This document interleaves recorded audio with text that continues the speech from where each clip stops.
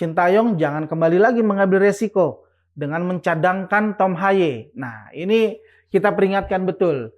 Kalau bisa, jangan pernah Sintayong mencadangkan kembali Tom Haye, baik melawan Jepang ataupun Arab Saudi. Jangan melakukan eksperimen yang terlalu radikal terhadap komposisi pemain ataupun strategi. Yang harus ditanamkan oleh Coach Sintayong adalah bagaimana caranya atau bagaimana Timnas Indonesia bisa mengambil 3 poin dari melawan Jepang dan melawan Arab Saudi. Ada nama Sayuri bersaudara, ada Yakob dan ada Yance. Nah, ini menurut saya sebuah senjata rahasia dari Sintayong.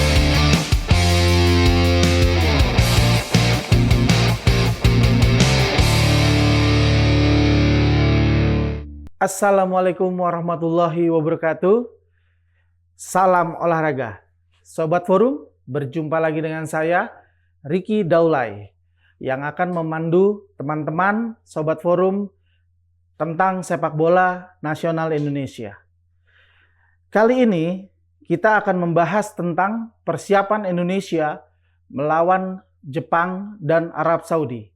Tentunya kita akan bermain di laga kandang, yaitu di Indonesia.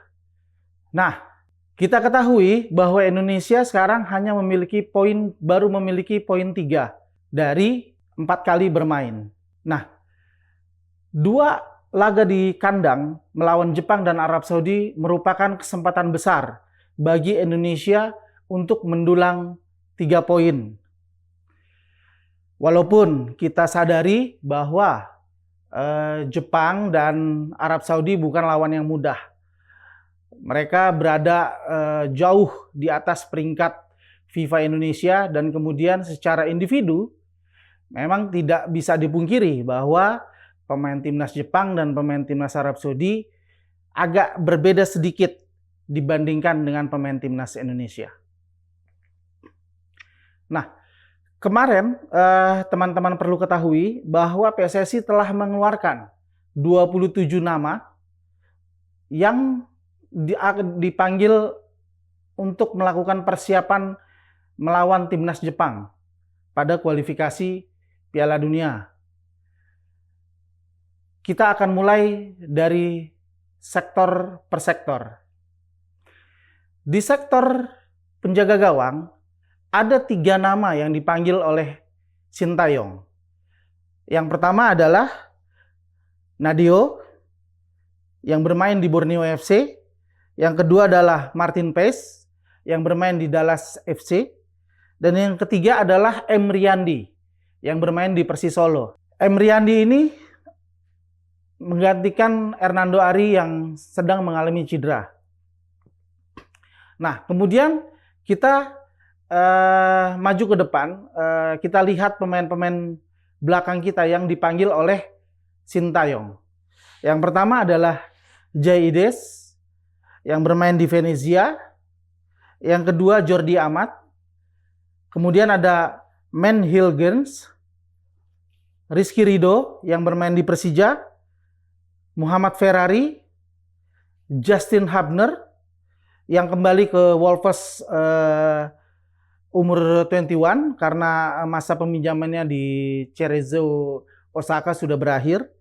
Dan ada Calvin Verdong, Pratama Arhan, Sen Patinama, Sandy Walsh, dan 2 nama baru walaupun muka lama, yaitu Yance Sayuri dan Yakob Sayuri. Kemudian untuk lini tengah, Sintayong memanggil Tom Haye, Nathan Choi, dan kemudian Ivan Jenner, serta Ricky Kambuaya. Sedangkan untuk lini depan, pemain yang dipanggil adalah Ragnar Oratmangun, Marcelo Ferdinand, Witan Sulaiman, Egy Maulana Fikri, Rafael Strauch, Hoki Caraka, Eliano, dan Ramadan Sananta. Nah, Sobat Forum, kita akan kupas satu persatu seperti apa kemungkinan prediksi line up Indonesia melawan Jepang dan kemudian mempersiapkan diri melawan Arab Saudi. Yang pertama kita lihat dari sektor penjaga gawang. Di sektor penjaga gawang, kemungkinan besar Martin Paes tetap akan menghuni pos penjaga gawang timnas Indonesia ketika melawan Jepang dan mungkin juga Arab Saudi. Karena kita tahu di dalam beberapa pertandingan kemarin Martin Paes adalah salah satu kunci Indonesia menahan gempuran dari penyerang timnas lawan dari Indonesia. Dan kemudian di lini belakang kita lihat di sini banyak sekali Sintayong memanggil pemain belakang yang sebenarnya kualitasnya ini hampir merata. Ada nama Jay Ides yang bermain di Venezia, yang kemungkinan besar juga akan dipercaya oleh Sintayong menjadi kapten dalam pertandingan lawan timnas Jepang ataupun timnas Arab Saudi. Jay Ides ini dibutuhkan oleh lini pertahanan Indonesia karena karakter kepemimpinannya dan kemudian juga jam terbang dia bermain di kompetisi kasta tertinggi Serie A Liga Italia, dan yang terakhir adalah ketenangan dia dalam membaca serangan lawan. Kemudian dua orang yang akan menemani Jay Ides di belakang, libero memprediksi nama Mads Hummels dan Justin Hubner. Yang kita tahu kualitasnya Mads Hummels sudah tidak diragukan lagi, dan kemudian Justin Hubner yang kembali akan menghuni line up pertama Indonesia melawan Jepang. Nah, memang kita akui ada nama Rizky Ridho yang performanya itu semakin menanjak. Mungkin, ini kemungkinan ya, mungkin ketika di kondisi terakhir Rizky Ridho lebih fit daripada Justin Hubner ataupun Mads Hummels, kemungkinan Rizky Ridho juga bisa bermain. Nah, kita lihat bahwa 3 back ini adalah kunci pertahanan Indonesia. Kita tahu Jepang akan bermain cepat melalui counter attack yang cepat, bola dari kaki ke kaki, dan tidak banyak melakukan long pass menuju pertahanan Indonesia.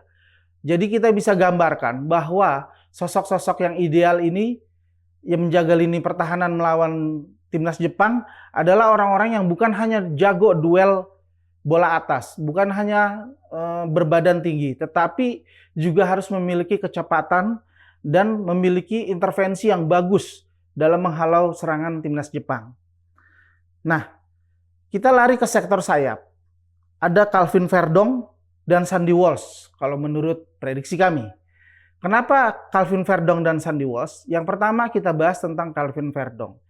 Calvin Verdong adalah pemain yang paling konsisten sepanjang kualifikasi Piala Dunia ronde 3 ini.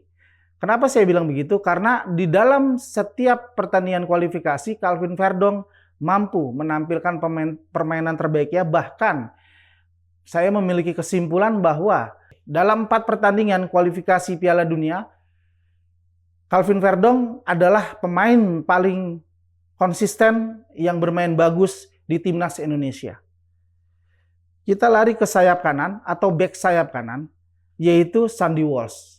Nah, Sandy Walsh ini akan menjadi pilihan utama karena Asnawi Mangkualam mengalami cedera sehingga tidak dipanggil. Sandy Walsh ini juga memiliki kontribusi ketika melawan Arab Saudi dan melawan tim lainnya. Jadi saya cukup merasa optimis bahwa Sandy Walsh akan menempati posisi sektor kanan. Walaupun ada Sayuri bersaudara, Yance dan Yakob, yang akan membackup dari Calvin ataupun Sandy Walsh di sisi sayap Indonesia. Nah, kita lari ke lini tengah. Di lini tengah, ini yang menarik Sobat Forum. Di lini tengah itu hanya 4 orang yang bertipikal pemain tengah yang dipanggil oleh Coach Sintayong. Yang pertama adalah Tom Haye, kemudian Nathan, Ivan Jenner, dan Ricky Kambuaya. Nah, bahkan seorang Nathan pun itu bukan gelandang atau pemain tengah murni. Jadi kalau kita lihat, komposisi gelandang tengah ini sudah pasti akan dipegang, akan ditempati oleh Tom Haye dan Ivan Jenner. Apabila Sintayong memakai 3 pemain tengah, maka pilihannya antara Nathan dengan Ricky Kambuaya. Nah, kita tahu di beberapa pertandingan Ricky Kambuaya sering masuk melalui bench. Artinya Ricky Kambuaya tidak menjadi pemain inti dari babak pertama.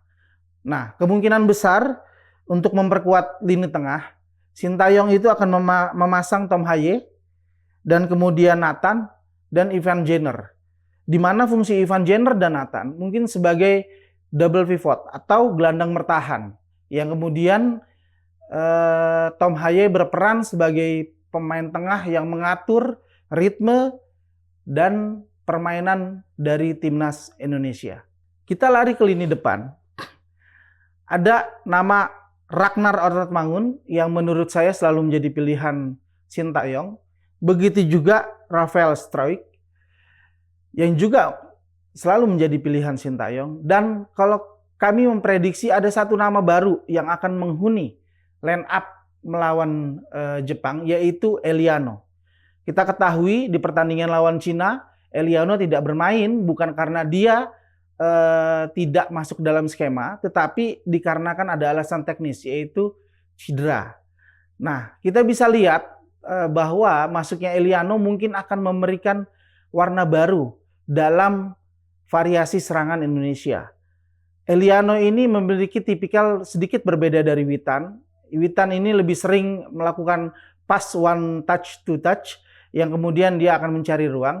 Sedangkan Eliano lebih banyak melakukan gerakan-gerakan masuk ke dalam kotak penalti lawan. Nah, ini mungkin akan memberikan Jepang juga kejutan ketika Eliano dipasangkan dari menit pertama. Nah, kalau kita lihat dari komposisi pemain belakang, pemain tengah, dan pemain depan, kita akan melihat bahwa konsentrasi Sintayong itu ada di pertahanan dan kemudian melakukan counter attack. Karena apa kita bisa simpulkan seperti itu? Kita lihat pemain tengah yang dipanggil itu hanya 4 orang. Itu pun dengan Nathan bukan pemain tengah murni di klubnya. Kita lihat bahwa Sintayong kemungkinan akan menerapkan strategi counter attack dengan menjaga kedalaman pertahanannya, yang kemudian ketika mendapatkan bola di lini pertahanan timnas Indonesia, dia akan menginstruksikan bahwa pemain bertahan untuk langsung mengirim bola ke lini tengah, yang kemudian dari lini tengah mungkin hanya 1 atau 2 touch, yang kemudian akan langsung memberikan passing ataupun long pass kepada lini depan yang tadi kita sebutkan, yaitu Ornatmangun, Rafael Struijk, dan Eliano. Nah, di sini kita bisa lihat bahwa Sintayong membutuhkan pemain-pemain cepat. Membutuhkan pemain-pemain yang bisa melakukan soloran, membutuhkan pemain yang berani melakukan duel 1 lawan 1, sehingga opportunity atau kesempatan dari timnas Indonesia ketika menyerang balik Jepang itu lebih besar. Dan kemudian Sintayong juga butuh Ornatmangun untuk memegang bola ketika counter attack itu dilakukan oleh timnas Indonesia. Makanya itu kita bisa berkesimpulan bahwa yang akan Sintayong lakukan pada proses transisi dari bertahan kemudian ke menyerang adalah bola long pass. Kita akan banyak melihat bola long pass yang akan diberikan dari lini belakang atau lini tengah timnas Indonesia kepada 3 penyerang Indonesia, yang tentu akan memanfaatkan lebar lapangan menurut saya. Nah, kalau kita lihat bahwa ada nama Sayuri bersaudara, ada Yakob dan ada Yance. Nah, ini menurut saya sebuah senjata rahasia dari Sintayong. Kita ketahui Yakob dan Yance memang bisa bermain sebagai bek sayap, tetapi ketika kita lihat cara bermainnya, kecenderungan mereka akan menyerang atau attacking itu lebih tinggi. Bahkan 2 bersaudara ini tidak jarang menciptakan peluang-peluang atau menciptakan gol dari gerakan mereka ketika mereka dari sayap kanan atau sayap kiri masuk ke dalam kotak penalti. Nah, mungkin Yakob dan Yance akan dimasukkan ketika di menit-menit 75 atau 70 ataupun ketika nantinya Jepang mendapatkan gol duluan dan Indonesia harus mengejar defisit gol yang dibuat oleh Jepang. Nah, di sini ada nama Hoki Caraka dan Ramadan Sananta yang sempat saya bahas di kalau teman-teman mengikuti podcast Libero ya, yang sempat saya bahas di podcast sebelumnya, yang menurut saya harusnya memiliki opportunity lebih besar ketika melawan Jepang. Karena kenapa? Karena secara postur, Hoki Caraka dan Ramadan Sananta memiliki postur yang lebih atau seimbang dengan pemain-pemain bertahan Jepang. Nah, ini yang harus menjadi perhatian Sintayong. Sintayong tidak boleh lagi mengabaikan Ramadan Sananta dan Hoki Caraka. Karena kenapa? Karena kita lihat bahwa Orat Mangun, Rafael Struijk, dan Eliano yang kita prediksi akan menempati line up dari menit pertama Timnas Indonesia melawan Jepang, itu memiliki tipikal pencari ruang, bukan tipikal sebagai goal getter atau target man. Hoki Caraka dan Ramadan Sananta memiliki tipikal sebagai target man. Dan saya pikir melawan Jepang, hal ini tidak boleh diabaikan lagi oleh Sintayong, di mana ketika kita melihat melawan Cina, kita terasa sekali tidak terlihatnya target man dari Timnas Indonesia untuk menjaga bola, untuk mendelay waktu ketika transisi bertahan menjadi menyerang, dan kemudian untuk memenangi duel-duel udara. Dan kemudian untuk di lini tengah ada nama Ricky Kambuaya yang sebenarnya secara fisik memiliki keunggulan dibandingkan Ivan Jenner, Tom Haye, dan Nathan. Tetapi memang secara visi mungkin skema atau strategi Sintayong lebih cocok kepada mereka bertiga dibandingkan Ricky Kambuaya. Tapi menurut saya Sintayong pun harus mempertimbangkan memasukkan Ricky Kambuaya apabila Nathan, Ivan Jenner, atau Tom Haye tidak berfungsi sebagaimana strategi yang diberikan oleh Coach Sintayong ketika melawan Timnas Jepang. Nah, kita lari ke lini belakang. Di lini belakang ini kita merasa kuat karena ada Jay atau di samping yang sering disebut Bang Jay oleh para supporter Timnas Indonesia. Kemudian ada Max Hilgens dan ada Justin Hubner. Nah, kita harus ingat bahwa dari 3 back yang akan menghuni lini pertahanan Indonesia ini, saya melihat hanya Max Hilgens yang memiliki speed, kecepatan, yang dapat menyaingi kecepatan pemain-pemain Jepang. Nah, Bang Jay dan Justin Hubner ini harus hati-hati untuk mengantisipasi kecepatan pemain Jepang. Bahkan kalau saya sarankan atau kita boleh memberikan saran kepada Coach Sintayong, kita menyarankan Rizky Ridho untuk menggantikan Justin Hubner. Karena kita tahu bahwa Justin Hubner ini sejak bulan Juli atau Agustus kemarin itu kembali ke Wolves Under 21. Yang artinya dia tidak bermain dalam kompetisi kasta tertinggi. Beda ketika dia masih bermain untuk Cerezo Osaka di Jepang. Sedangkan Rizky Ridho mengalami performa yang sangat-sangat menarik atau sangat-sangat baik dalam beberapa kesempatan ketika dipercaya oleh Sintayong. Nah, ada nama Jordi Amat yang sebenarnya juga menjadi kalau dibilang kesukaan, salah satu pemain belakang yang disukai oleh Sintayong. Tetapi kembali lagi, prediksi saya tidak memasukkan Jordi Amat sebagai line up pemain belakang dari menit pertama karena Jordi Amat menurut saya sudah kehilangan kecepatannya ketika masih muda. Sehingga akan sangat sulit bagi Jordi Amat mengimbangi kecepatan pemain-pemain depan Jepang. Nah, kita lihat dari beberapa kali melawan timnas Jepang, melawan timnas yang lainnya di kualifikasi, bahwa counter attack juga merupakan senjata rahasia mereka. Ketika dari transisi bertahan dan kemudian dia langsung melakukan long pass yang akhirnya kemudian melakukan pemain-pemain depannya itu melakukan penetrasi ke kotak penalti lawan, Jepang ini sangat berbahaya. Makanya saya ingatkan bahwa seperti pemain-pemain seperti Matt Higgins dan Justin Hubner ataupun Rizky Ridho itu harus bersiap diri, tidak boleh lengah, tidak boleh kehilangan bola dan kemudian kehilangan posisi, out of position yang seperti kita bahas kemarin ketika melawan Cina.